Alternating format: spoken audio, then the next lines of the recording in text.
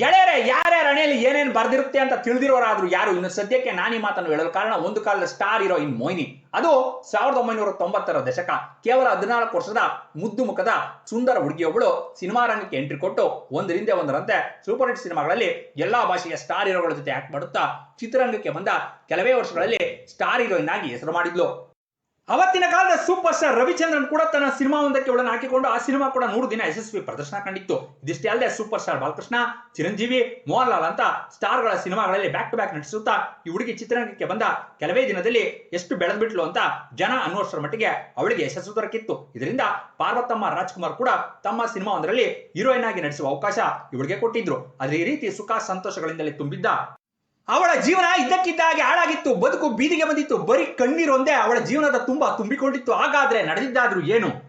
ಇವತ್ತಿನ ವಿಡಿಯೋದಲ್ಲಿ ಮೊಯ್ನಿ ಜೀವನ ಹಾಳಾಗಿ ಅವಳ ಬಾಳು ಗೋಳಾಗಲು ಕಾರಣ ಏನು? ಒಂದು ಕಾಲದ ಸ್ಟಾರ್ ಹೀರೋಯಿನ್ ಮೊಯ್ನಿ ಈಗ ಕ್ರಿಶ್ಚಿಯನ್ ಧರ್ಮ ಪ್ರಚಾರಕ್ಕೆ ಆಗಿ ಹಿಂದೂ ಧರ್ಮದ ಸವಾಸನೆ ಬೇಡ ಅಂತ ಅನ್ನಲು ಅವಳ ಬಾಳಿನಲ್ಲಿ ನಡೆದ ದುರಂತ ಆದ್ರೂ ಎಂತದ್ದು? ಮೊಯ್ನಿಗೆ ಸಿನಿಮಾಗಳಲ್ಲಿ ಅವಕಾಶಗಳೇ ಸಿಗದಂತೆ ಮಾಡಿ ಚಾನ್ಸ್ ಬೇಕು ಅಂದ್ರೆ ನನಗೆ ಸುಖ ಕೊಡು ಅಂದ ಆ ಡೈರೆಕ್ಟರ್ ಆದ್ರೂ ಯಾರು? ಹತ್ತಿರದ ನೆಂಟರು, ಸಂಬಂಧಿಕರು ಮೊಯ್ನಿ ಹೇಳಿಕೆ ನೋಡಿ ಸಹಿಸದೆ ಮೊಯ್ನಿ ಮೇಲೇನೆ ಮಾಟ ಮಾಡಿಸಿದ್ದು ನಿಜಾನ? ನನಗೆ ಒಂದೇ ಒಂದು ಸಿನಿಮಾದಲ್ಲಿ ಅವಕಾಶ ಕೊಡಿಸಿ ಅಂತ ಮೊಯ್ನಿ ಈಗ ಅಂಗಲಾಚುತ್ತಿರುವುದಾದ್ರೂ ಯಾಕೆ ಎಂಬ ಎಲ್ಲ ಕುತೂಹಲದಾಯಕ ರಹಸ್ಯದಾಯಕ ಮಾಹಿತಿಗಳನ್ನ ಇವತ್ತಿನ ವಿಡಿಯೋದಲ್ಲಿ ನೋಡೋಣ. ಇವತ್ತಿನ ವಿಡಿಯೋನ ಆರಂಭಿಸುವ ಮುಂಚೆ ದಯವಿಟ್ಟು ಚಾನಲ್ ಅನ್ನ ಸಬ್ಸ್ಕ್ರೈಬ್ ಮಾಡ್ಕೊಳ್ಳಿ ಮತ್ತು ಪಕ್ಕದಲ್ಲಿ ಕಾಣುವಂತಹ ಬೆಲ್ ಬಟನ್ ಅನ್ನ ಕ್ಲಿಕ್ ಮಾಡಿ. ಆಗ ನಿಮಗೆ ಎಲ್ಲಾ ವಿಡಿಯೋಗಳು ಸಿಗುತ್ತವೆ. ವಿಡಿಯೋನ ಲೈಕ್ ಮಾಡಿ. ಮಹಾಲಕ್ಷ್ಮಿ ಶ್ರೀನಿವಾಸನ್ ಅಲಿಯಾಸ್ ಮೊಯ್ನಿ ಈಕೆ 1976ನೇ ಇಸ್ವಿ ಜೂನ್ 2ರಂದು ತಮಿಳುನಾಡಿನ ತಂಜಾವೂರಿನ ಒಂದು ಮಿಡಲ್ ಕ್ಲಾಸ್ ಬ್ರಾಹ್ಮಣ ಕುಟುಂಬದಲ್ಲಿ ಜನಿಸಿದ್ಲು. ತಂದೆ ಶ್ರೀನಿವಾಸನ್, ತಾಯಿ ಮೀನಾಕ್ಷಿ. ಇನ್ನು ಈಕೆ ತಂದೆ ಕೆಲಸದ ನಿಮಿತ್ತವಾಗಿ ಚೆನ್ನೈಗೆ ಹೋಗಿ ಹಾರ್ಸ್ ರೇಸ್ ಕ್ಲಬ್ ನಲ್ಲಿ ಸೆಕ್ರೆಟರಿ ಆಗಿ ಕೆಲಸಕ್ಕೆ ಸೇರ್ಕೊಂಡಿದ್ರೆ ತಾಯಿ ಮನೆಯಲ್ಲಿ ಹೌಸ್ ವೈಫ್ ಆಗಿದ್ರು. ಇನ್ನು ಈ ರೀತಿ ಈ ಶ್ರೀನಿವಾಸನ್ ಕೆಲಸ ಮಾಡುತ್ತಿದ್ದ ಜಾಗಗಳಲ್ಲಿ ತುಂಬಾ ಜನ ಸಿನಿಮಾ ನಟ ನಟಿಯರು, ರಾಜಕೀಯ ವ್ಯಕ್ತಿಗಳು ಆಗಾಗ ಬಂದು ಹೋಗಿ ಮಾಡುತ್ತಾ ಇದ್ದುದರಿಂದ ಅವ್ರ ಜೊತೆ ಅವನಿಗೆ ಒಳ್ಳೆ ಪರಿಚಯ ಆಗಿತ್ತು. ಇದು ಹೀಗೆ ಇದ್ರೆ ಮೊಯ್ನಿ ತನ್ನ ಶಾಲಾ ವಿದ್ಯಾಭ್ಯಾಸವನ್ನ ಚೆನ್ನೈನಲ್ಲಿನ Children Garden Higher Secondary School ನಲ್ಲಿ ಓದಿದ್ಲು. ಓದಿನಲ್ಲಿ ತುಂಬಾನೇ ಚುರುಕಾಗಿದ್ದ ಮೊಯ್ನಿ ತುಂಬಾನೇ ಓದಿ ಡಾಕ್ಟರ್ ಆಗಿ ಒಳ್ಳೆ ಹೆಸರನ್ನ ಸಂಪಾದನೆ ಮಾಡಬೇಕು ಅಂತ ಅಂದ್ಕೊಂಡ್ಲು. ಇನ್ನು ಈ ಸಮಯದಲ್ಲೇ ಮೊಯ್ನಿ ತಂದೆ ಶ್ರೀನಿವಾಸನ್ಗೆ ತಿಳಿದ ಒಬ್ಬ ಡೈರೆಕ್ಟರ್ ಇವರಿಗೆ ಫೋನ್ ಮಾಡಿ, ನಾನು ತೆಗೆಯುತ್ತಿರುವ ನನ್ನ ಮುಂದಿನ ಸಿನಿಮಾದಲ್ಲಿ ಒಂದು ಚಿಕ್ಕ ಹುಡುಗಿಯ ಪಾತ್ರ ಇದೆ, ನಿಮ್ಮ ಹುಡುಗಿ ಆದ್ರೆ ಆ ರೋಲ್ಗೆ ಸರಿಯಾಗಿರುತ್ತೆ ಅಂತ ಶ್ರೀನಿವಾಸನ್ಗೆ ಹೇಳಿದ್ರಿಂದ ಶ್ರೀನಿವಾಸನ್ಗೆ ತುಂಬಾನೇ ಖುಷಿಯಾಗಿ ಯಾವ ರೀತಿ ಇಲ್ಲಾದ್ರೂ ನನ್ನ ಮಗಳ ಕೈಯಲ್ಲಿ ಆ ಸಿನಿಮಾದಲ್ಲಿ ಆಕ್ಟ್ ಮಾಡಿಸ್ಲೇಬೇಕು ಅಂತ ಡಿಸೈಡ್ ಆಗಿ ಇಮಿಡಿಯೇಟ್ ಆಗಿ ಆ ಡೈರೆಕ್ಟರ್ ಆಫೀಸ್ಗೆ ಇವಳನ್ನ ಕರೆದುಕೊಂಡು ಹೋದಾಗ ಅಲ್ಲಿ ರಘುವರನ್ ಹೀರೋ ಆಗಿ ಅಮಲ ಹೀರೋಯಿನ್ ಆಗಿ ನಟಿಸುತ್ತಿರುವ ಕುಟ್ಟು ಪುಳುಕ್ಕಲ್ ಎಂಬ ತಮಿಳು ಸಿನಿಮಾದಲ್ಲಿ ಹೀರೋ ತಂಗಿಯ ಪಾತ್ರಕ್ಕೆ ಮೊಯ್ನಿನ ಸೆಲೆಕ್ಟ್ ಮಾಡಿದ್ರಿಂದ ಅಪ್ಪ ಮಗಳ ಆನಂದಕ್ಕೆ ಕೊನೆನೇ ಇರಲಿಲ್ಲ.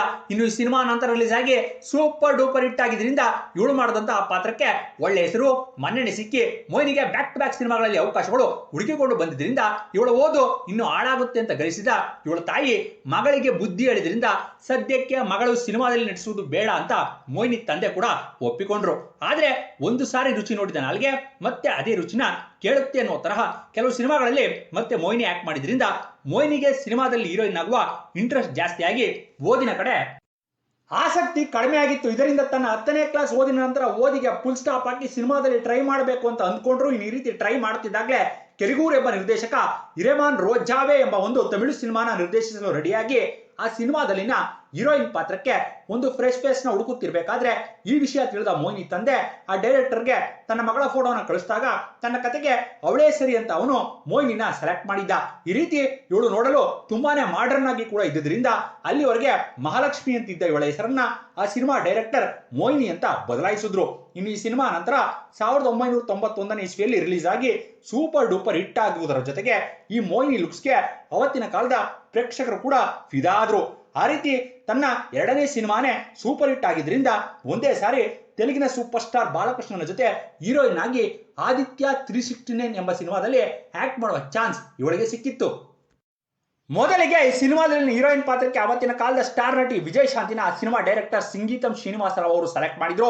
ಆದ್ರೆ ಆ ಸಮಯದಲ್ಲಿ ವಿಜಯ್ ಶಾಂತಿ ತುಂಬಾನೇ ಬಿಸಿ ಇದ್ದಿದ್ರಿಂದ ಆ ಪ್ರಾಜೆಕ್ಟ್ ನಿಂದ ಆಚೆ ಬಂದ್ಲು. ಆ ರೀತಿ ಇವಳಿಗೆ ಆದಿತ್ಯ 369 ಎಂಬ ಭಾರಿ ಬಜೆಟ್ ಸಿನಿಮಾದಲ್ಲಿ ನಟಿಸುವ ಅವಕಾಶ ಸಿಕ್ಕಿ ಆ ಸಿನಿಮಾನು ಬ್ಲಾಕ್ ಬಸ್ಟರ್ ಹಿಟ್ ಆಗಿದ್ದರಿಂದ ಮೊಯ್ನಿ ಸ್ಟಾರ್ ನಟಿಯಾಗಿ ಆಕೆ ಲುಕ್ಸ್ ಅವಳ ಅಂದಕ್ಕೆ ತುಂಬಾ ಜನ ಅಭಿಮಾನಿಗಳಾಗಿದ್ರು. ಇನ್ನು ಆದಿತ್ಯ 316 ಮೊದಲೇ science fiction PAN India cinema ಆಗಿದ್ದರಿಂದ 1 ಕೋಟಿ ಬಜೆಟ್ ನಲ್ಲಿ ತೆಗೆದ ಈ ಸಿನಿಮಾ ಅವತ್ತಿನ ಕಾಲದಲ್ಲಿ 3 ಭಾಷೆಗೆ ಡಬ್ ಆಗಿ 10 ಕೋಟಿ ರೂಪಾಯಿನ ಸಂಪಾದನೆ ಮಾಡಿತ್ತು. ಇನ್ನು ಈ ಸಿನಿಮಾದಿಂದ ಮೋಹಿನಿಗೆ ಬಂದ ಕ್ರೇಜ್ ನೋಡಿ ಹಿಂದಿಯಲ್ಲಿ ಅಕ್ಷಯ್ ಕುಮಾರ್ ಜೊತೆ ಒಂದೇ ಸಾರಿ ಡ್ಯಾನ್ಸರ್ ಎಂಬ ಸಿನಿಮಾದಲ್ಲಿ ಹೀರೋಯಿನ್ ಆಗಿ ಆಕ್ಟ್ ಮಾಡುವ ಅವಕಾಶ ಇವಳಿಗೆ ಸಿಕ್ಕಿದ್ರಿಂದ ಸದ್ಯದಲ್ಲೇ ಇವಳು ಬಾಲಿವುಡ್ ನಲ್ಲೂ ಪ್ರಸಿದ್ಧಿ ಆಗ್ತಾಳೆ ಅಂತ ಎಲ್ಲರೂ ಅಂದ್ಕೊಂಡಿದ್ರು. ಆದ್ರೆ ಆ ಸಮಯದಲ್ಲಿ ತೆಲುಗು ಚಿತ್ರರಂಗದಲ್ಲಂತೂ ಬಹಳನೇ ಕ್ಯಾಸ್ಟಿಂಗ್ ಕೌಚ್ ಇತ್ತು. ಸಿನಿಮಾದಲ್ಲಿ ಚಾನ್ಸ್ ಬೇಕು ಅಂದ್ರೆ ಡೈರೆಕ್ಟರ್ ಮತ್ತು ಹೀರೋ ಪ್ರೊಡ್ಯೂಸರ್ ಗಳಿಗೆ ಸುಖ ಕೊಡಬೇಕಿತ್ತು. ಇದರಿಂದ ಇವಳು ಆಕ್ಟ್ ಮಾಡಿದ ಸಿನಿಮಾಗಳು ಎಷ್ಟೇ ಇಷ್ಟಾದ್ರೂ ಚಾನ್ಸ್ ಮಾತ್ರ ಇವಳಿಗೆ ಸಿನಿಮಾಗಳಲ್ಲಿ ಸಿಗ್ತಾ ಇರಲಿಲ್ಲ. ಇನ್ನು ಅದೇ ಸಮಯದಲ್ಲಿ ಇವಳು ಹಿಂದಿಯಲ್ಲಿ ನಟಿಸಿದ ಡ್ಯಾನ್ಸರ್ ಸಿನಿಮಾ ಕೂಡ ರಿಲೀಸ್ ಆಗಿ ದಾರುಣವಾಗಿ ಸೋತೋಗಿತ್ತು. ಇದರಿಂದ ಮೋಹಿನಿ ತಂದೆ ತೆಲುಗು ಮತ್ತು ಹಿಂದಿ ಸಿನಿಮಾಗಳ ಸವಾಸನೆ ಬೇಡ ಅಂತ ಮೋಹಿನಿಯನ್ನ ಮಲಯಾಳಂ ಮತ್ತು ಕನ್ನಡ ಸಿನಿಮಾಗಳಲ್ಲಿ ಆಕ್ಟ್ ಮಾಡಲು ಹೇಳಿದ್ರು. ಇನ್ನು ಈ ರೀತಿ ನಂತರ ಇದರಿಂದ ಇವಳಿಗೆ ಪಾರ್ವತಮ್ಮ ರಾಜ್ಕುಮಾರ್ ನಿರ್ಮಾಣದ ರಾಘವೇಂದ್ರ ರಾಜ್ಕುಮಾರ್ ಹೀರೋ ಆಗಿ ನಟಿಸಿದ್ದ ಕಲ್ಯಾಣ ಮಂಟಪ ಎಂಬ ಸಿನಿಮಾದಲ್ಲಿ ಹೀರೋಯಿನ್ ಆಗಿ ನಟಿಸುವ ಅವಕಾಶ ಸಿಕ್ಕಿ ಆ ಸಿನಿಮಾ ಸೂಪರ್ ಡೂಪರ್ ಹಿಟ್ ಆಗಿದ್ರಿಂದ ಅದರ ಹಿಂದೆನೆ ಆಗಿನ ಕಾಲದ ಸೂಪರ್ ಸ್ಟಾರ್ ರವಿಚಂದ್ರನ್ ಜೊತೆ ಶ್ರೀರಾಮಚಂದ್ರ ಎಂಬ ಸಿನಿಮಾದಲ್ಲಿ ನಟಿಸುವ ಅವಕಾಶ ಸಿಕ್ಕಿ ಆ ಸಿನಿಮಾದಲ್ಲಿ ಇವಳ ಅಂದಾನ ರವಿಚಂದ್ರನ್ ಬಹಳನೇ ಅಂದವಾಗಿ ಸುಂದರವಾಗಿ ತೋರಿಸಿ ಆ ಸಿನಿಮಾ ಹಾಡುಗಳು ಬಹಳ ಚೆನ್ನಾಗಿದ್ದುದರಿಂದ ಈ ಸಿನಿಮಾ 100 ದಿನ ಪ್ರದರ್ಶನ ಕಂಡು ಕೇವಲ 60 ಲಕ್ಷದಲ್ಲಿ ತಯಾರಾದ ಈ ಸಿನಿಮಾ 2 ಕೋಟಿ ರೂಪಾಯಿನ ಕಲೆಕ್ಷನ್ ಮಾಡಿತ್ತು. ಇಲ್ಲಿಂದ ಆಚೆಗೆ ಮೋಹಿನಿ ಕನ್ನಡ ಸಿನಿಮಾಗಳಲ್ಲಿ ಬ್ಯುಸಿಯಾಗಿ ಜ್ವಾಲಾ, ಸಿಡಿದೆದ್ದ ಪಾಂಡವರು, ಗಡಿಬಿಡಿ ಅಳಿಯ, ರೌಡಿ ಎಂಬ ಸಿನಿಮಾಗಳಲ್ಲಿ ನಟಿಸಿದ್ರು ಕೂಡ ಇವಳು ಅಂದುಕೊಂಡಂತ ಸಕ್ಸಸ್ ಮಾತ್ರ ಇವಳಿಗೆ ಸಿಕ್ಲಿಲ್ಲ. ಇನ್ನು ಇದೇ ಸಮಯದಲ್ಲಿ ಮೋಹಿನಿಗೆ ಚಿರಂಜೀವಿ ಜೊತೆ ಹಿಟ್ಲರ್ ಎಂಬ ಸಿನಿಮಾದಲ್ಲಿ ಹೀರೋಯಿನ್ ಆಗಿ ನಟಿಸುವ ಚಾನ್ಸ್ ಸಿಕ್ಕಿದ್ರು ಕೂಡ ಅದು ನಂತರ ನೆರವೇರಲಿಲ್ಲ. ಕಾರಣ ನನ್ನ ಮಗಳು ಯಾವುದೇ ಕಾರಣಕ್ಕೂ ತೆಲುಗಿನಲ್ಲಿ ಮಾತ್ರ ಸಿನಿಮಾ ಮಾಡಬಾರ್ದು ಅಂತ ಮೋಹಿನಿ ತಂದೆ ಹಠಕ್ಕೆ ಬಿದ್ದಿದ್ದ. ತೆಲುಗು ಸಿನಿಮಾಗಳ ಸವಾಸ ಆತನಿಗೆ ಸಾಕಾಗಿತ್ತು. ಆದ್ರೆ ಇದರಿಂದ ಹಿಟ್ಲರ್ ಸಿನಿಮಾದಲ್ಲಿನ ಹೀರೋಯಿನ್ ಪಾತ್ರ ರಂಭಾಪಾಲಾಗಿತ್ತು. ಇನ್ನು ಹಿಟ್ಲರ್ ಸಿನಿಮಾದಲ್ಲಿ ಚಿರಂಜೀವಿಗೆ 5 ಜನ ತಂಗಿಯರು. ಇದರಿಂದ ಆ ಪಾತ್ರಕ್ಕೆ ಹುಡುಗಿಯರನ್ನು ಹುಡುಕಲು ಆ ಸಿನಿಮಾ ಡೈರೆಕ್ಟರ್ ಆರಂಭಿಸಿದಾಗ ಅದೇನಾದ್ರೂ ಸರಿ ಚಿರಂಜೀವಿ ಜೊತೆ ಆಕ್ಟ್ ಮಾಡಲೇಬೇಕು, ಆಗ್ಲೇ ನನ್ನ ಕೆರಿಯರ್ ಟ್ರ್ಯಾಕ್ಗೆ ಬರುತ್ತೆ ಅಂತ ಡಿಸೈಡ್ ಆದ ಮೋಹಿನಿ ಚಿರಂಜೀವಿಗೆ ಬಹಳ ಹತ್ತಿರದವಳಾದ ಹೀರೋಯಿನ್ ಸುಹಾಸಿನಿ ಕೈಯಿಂದ ಇನ್ಫ್ಲೂಯೆನ್ಸ್ ಮಾಡಿಸಿದ್ರಿಂದ ಆ ಸಿನಿಮಾದಲ್ಲಿ ಮೋಹಿನಿಗೆ ಚಿರಂಜೀವಿ ತಂಗಿಯಾಗಿ ನಟಿಸುವ ಅವಕಾಶ ಸಿಕ್ಕಿತ್ತು. ಈ ರೀತಿ ಇವಳು ಹಿಟ್ಲರ್ ಸಿನಿಮಾದಲ್ಲಿ ನಟಿಸಿದ ಇವಳ ಪಾತ್ರಕ್ಕೆ ನಂತರ ಒಳ್ಳೆ ಹೆಸರು ಬಂತು. ಆದ್ರೆ ನಂತರ ಇವಳಿಗೆ ಮತ್ತೆ ತೆಲುಗು ಸಿನಿಮಾಗಳಲ್ಲಿ ಚಾನ್ಸ್ ಸಿಗಲಿಲ್ಲ. ಕಾರಣ ಅದೇ ಟರ್ಮ್ಸ್ ಮತ್ತು ಕಂಡೀಷನ್ಸ್. ಇನ್ನು ಅಷ್ಟೊತ್ತಿಗೆ ಹೊಸ ಹೊಸ ಹೀರೋಯಿನ್ಗಳು ಬಂದಿದ್ರಿಂದ ಇವಳಿಗೂ ಎಲ್ಲಾ ಭಾಷೆಯಲ್ಲೂ ಅವಕಾಶ ಬರೋದೇ ನಿಂತೋಯ್ತು. ಇದರಿಂದ ಜೀವನ ನಡೆಸಲು ಬೇರೆ ದಾರಿ ಇಲ್ಲದೆ ಮೋಹಿನಿ ಸ್ಮಾಲ್ ಸ್ಕ್ರೀನ್ ನಲ್ಲಿ ಅಂದ್ರೆ ಧಾರಾವಾಹಿಗಳಲ್ಲಿ ನಟಿಸಲು ಆರಂಭಿಸಿದ್ಲು. ಈ ರೀತಿ ಕಾದಲ್ ಪಗಡೈ ಎಂಬ ಸೀರಿಯಲ್ ನಲ್ಲಿ 1996 ಇಸವಿಯಲ್ಲಿ ತಮಿಳಿನಲ್ಲಿ ಸನ್ ಟಿವಿಯಲ್ಲಿ ನಟಿಸಿ ಆ ಧಾರಾವಾಹಿ ಸೂಪರ್ ಡೂಪರ್ ಹಿಟ್ ಆಗಿದ್ರಿಂದ ನಂತರ ಒರು ಪೆಣ್ ಕಥೆ, ಶರ್ಲಾಕ್ ಮಾಮಿ ಅಂತ ಬ್ಯಾಕ್ ಟು ಬ್ಯಾಕ್ ಸೀರಿಯಲ್ಗಳಲ್ಲಿ ನಟಿಸಿದ್ಲು. ಈ ರೀತಿ ಮುಂದೆ ಮೋಹಿನಿ ತುಂಬಾನೇ ಬ್ಯುಸಿಯಾಗಿ 10ಕ್ಕಿಂತ ಅತಿ ಹೆಚ್ಚಿನ ಧಾರಾವಾಹಿಗಳಲ್ಲಿ ನಟಿಸಿದ್ದು ವಿಶೇಷ. ಎಲ್ಲ ಚೆನ್ನಾಗೇ ಇತ್ತು, ಕೈ ತುಂಬಾ ದುಡ್ಡು ಬರ್ತಾ ಇತ್ತು, ನೋಡಲು ತುಂಬಾ ಸುಂದರವಾಗಿ ಆಕರ್ಷಕವಾಗಿ ಮೋಹಿನಿ ಇದ್ಲು. ಆದ್ರೆ ಇವಳ ಸಂಬಂಧಿಕರೇ ಆ ಸಮಯದಲ್ಲಿ ಇವಳು ಏಳಿಗೆ ಸಹಿಸದೆ ಇವಳ ಮೇಲೆ ಮಾಟ ಮಾಡಿಸಿ ಕೇಡು ಬಯಸಿದ್ರಿಂದ ಇವಳ ಆರೋಗ್ಯ ಹದಗೆಟ್ಟು ಆನಂತರ ಮೋಹಿನಿ ಧಾರಾವಾಹಿಗಳಲ್ಲಿ ನಡೆಸುವುದಕ್ಕಿಂತ ಜಾಸ್ತಿ ಆಸ್ಪತ್ರೆಯಲ್ಲಿ ಇರಬೇಕಾಗಿ ಬಂತು. ಈ ರೀತಿಯಾಗಿನಿಂದ ಮನೆಯಿಂದ ಆಚೆ ಬರಲು ಆಗದೆ ಹಾಸ್ಪಿಟಲ್ಗೆ ತಿರುಗಾಡುತ್ತಾ ಇದ್ಲು. ಆಗ ಇವರ ತಂದೆ ತಾಯಿ ಆರೋಗ್ಯದ ಕಡೆ ಗಮನ ಹರಿಸದೆ ಧಾರಾವಾಹಿ ಸಿನಿಮಾ ಅಂತ ಸುತ್ತಾಡಿದ್ರಿಂದಾನೇ ಈ ರೀತಿ ಆಗಿದೆ ಅಂತ ಡಿಸೈಡ್ ಆಗಿ ಇವಳಿಗೆ ಮದುವೆ ಮಾಡಿದ್ರೆ ಎಲ್ಲ ಸರಿ ಹೋಗುತ್ತೆ ಅಂತ ಸಂಬಂಧ ಹುಡುಕಲು ಆರಂಭಿಸಿದ್ರು. ಈ ರೀತಿ ಅಮೆರಿಕದಲ್ಲಿ ಫಾರ್ಮಿಂಗ್ ಬಿಸ್ನೆಸ್ ಮಾಡುವ ಭರತ್ ಕೃಷ್ಣ ಅವರ ಸಂಬಂಧ ಬಂದಿದ್ರಿಂದ ಮತ್ತು ಅವನು ತುಂಬಾನೇ ಶ್ರೀಮಂತ ಆಗಿದ್ರಿಂದ ಮೋಹಿನಿ ತಂದೆ ತಾಯಿ ಈ ಮದುವೆಗೆ ಒಪ್ಕೊಂಡು 1999 ಇಸ್ವಿ ತನ್ನ 23ನೇ ವರ್ಷದಲ್ಲಿ ಮೋಹಿನಿ ಭರತ್ ಕೃಷ್ಣನ ಮದುವೆ ಆಗಿ ಅಮೆರಿಕ ಸೇರ್ಕೊಂಡ್ಲು. ಇನ್ನು ಈ ರೀತಿ ಅಮೆರಿಕಕ್ಕೆ ಹೋದ ನಂತರ ಎಲ್ಲ ಚೆನ್ನಾಗೇ ಇತ್ತು. ಆದ್ರೆ ಕೆಲವೇ ದಿನಕ್ಕೆ ಮತ್ತೆ ಮೋಹಿನಿ ಆರೋಗ್ಯ ತುಂಬಾನೇ ಹದಗೆಟ್ಟು ಒಂದು ಹಂತದಲ್ಲಂತೂ ಇವಳ ಗಂಡ ಇವಳ ಕಾಯಿಲೆ ತುಂಬಿದ ಮೈಯನ್ನ ಮುಟ್ಟಲು ಕೂಡ ಅಸಹ್ಯ ಮಾಡಿಕೊಂಡು ಇವಳಿಗೆ ಡೈವರ್ಸ್ ಕೊಡಲು ನೋಡಿದ್ದ. ಇದರಿಂದ ಮೋಹಿನಿಗೆ ಈ ಜೀವನನೇ ಬೇಡ ಅನಿಸಿ ಇವಳು ಆತ್ಮಹತ್ಯೆಗೆ ಟ್ರೈ ಮಾಡಿದ್ಲು. ಆದ್ರೆ ಆಗ ಇವಳ ಗಂಡ ಸರಿಯಾದ ಸಮಯಕ್ಕೆ ಹಾಸ್ಪಿಟಲ್ಗೆ ಸೇರಿಸಿದ್ರಿಂದ ಬದುಕಿಕೊಂಡ್ಲಂತೆ. ಇನ್ನು ಈ ವಿಷಯನ ಸ್ವತಃ ಮೋಹಿನಿ ನಂತರ ಒಂದು ಇಂಟರ್ವ್ಯೂನಲ್ಲಿ ಹೇಳಿದ್ಲು. ಇನ್ನಿಷ್ಟೆಲ್ಲ ಆದ ನಂತರ ಇವಳ ಗಂಡನಿಗೂ ಇವಳ ಪರಿಸ್ಥಿತಿ ಅರ್ಥವಾಗಿ ಗಂಡ ಹೆಂಡತಿ ಅನ್ಯೋನ್ಯವಾಗಿದ್ದುದರಿಂದ ಇವರ ಸಂಸಾರಕ್ಕೆ ಸಾಕ್ಷಿಯಾಗಿ ಅನಿರುದ್ಧ್ ಮತ್ತು ಅದ್ವೈತ್ ಎಂಬ 2 ಮಕ್ಕಳು ಜನಿಸಿದ್ರು. ಆದ್ರೆ ಮಕ್ಕಳು ಹುಟ್ಟಿದ ನಂತರ ಮೋಹಿನಿ ಆರೋಗ್ಯ ಪೂರ್ತಿ ಹಾಳಾಗಿ ಇವಳು ಮಂಚಕ್ಕೆ ಮಾತ್ರ ಸೀಮಿತವಾಗಿ ಅದೇ ಸಮಯದಲ್ಲಿ ಇವಳ ಗಂಡನ ಬಿಸ್ನೆಸ್ ಫುಲ್ ಲಾಸ್ ಆಗಿ ಬಿಸ್ನೆಸ್ ಮುಚ್ಚುವ ಪರಿಸ್ಥಿತಿಗೆ ಬಂತು. ಇದರಿಂದ ಗಂಡ ಹೆಂಡತಿ ಇಬ್ರು ಮಕ್ಕಳನ್ನ ಕರೆದುಕೊಂಡು ಇಂಡಿಯಾಗೆ ಬಂದಾಗ ಆ ಟೈಮಲ್ಲಿ ತನ್ನ ಪರಿಸ್ಥಿತಿಯನ್ನ ಇವಳು ತಮ್ಮ ಪಕ್ಕದ ಮನೆಯಲ್ಲಿರುವ ಒಬ್ಳು ಕ್ರಿಶ್ಚಿಯನ್ ಹೆಂಗಸ್ಗೆ ಹೇಳಿದಾಗ ಅವಳು ಮೋಹಿನಿನ ನೋಡಿ, ಸ್ವಂತದವರೇ ಸಂಬಂಧಿಕರೇ ನಿನ್ಗೆ ಮಾಟ ಮಾಡಿಸಿದ್ದಾರೆ, ನೀನು ಚೆನ್ನಾಗಿರೋದು ಏಳಿಗೆ ಆಗೋದು ಅವ್ರಿಗೆ ಇಷ್ಟ ಇಲ್ಲ, ಆದ್ರಿಂದಾನೇ ನೀನು ಇಷ್ಟೊಂದು ಕಾಯಿಲೆ ಮತ್ತು ನೋವು ಅನುಭವಿಸ್ತಾ ಇದ್ದೀಯಾ, ಇದೇ ರೀತಿ ನೀನು ಇನ್ನೂ ಸ್ವಲ್ಪ ದಿನ ಇದ್ರೆ ನಿನ್ನ ಪ್ರಾಣನೇ ಹೋಗುತ್ತೆ ಅಂತ ಹೇಳಿದಾಗ ಮೊದಲೇ ಇದರಿಂದ ಮೋಹಿನಿಗೆ ಅವಳು ಹೇಳಿದ್ದೆ ಆ ಕ್ಷಣಕ್ಕೆ ಸರಿ ಎಂದು ಅನಿಸಿತ್ತು. ಕಾರಣ ಕಷ್ಟದಲ್ಲಿ ಇರೋರಿಗೆ ಯಾರಾದ್ರೂ ಅನುಕಂಪ ತೋರಿಸಿದ್ರೆ ಅವರ ಮಾತನ್ನು ಸಂಪೂರ್ಣವಾಗಿ ನೋವಿನಲ್ಲಿ ಇರೋರು ನಂಬ್ತಾರಂತೆ. ಇದರಿಂದ ಅವಳು ಹೇಳಿದಂತೆ ತನ್ನ ಪ್ರಾಬ್ಲಮ್ ಇಂದ ಆಚೆ ಬರಲು ಕ್ರಿಶ್ಚಿಯನ್ ಧರ್ಮಕ್ಕೆ ಕನ್ವರ್ಟ್ ಆಗಬೇಕು ಅಂತ ಮೋಹಿನಿ ಅಂದ್ಕೊಂಡ್ಲು.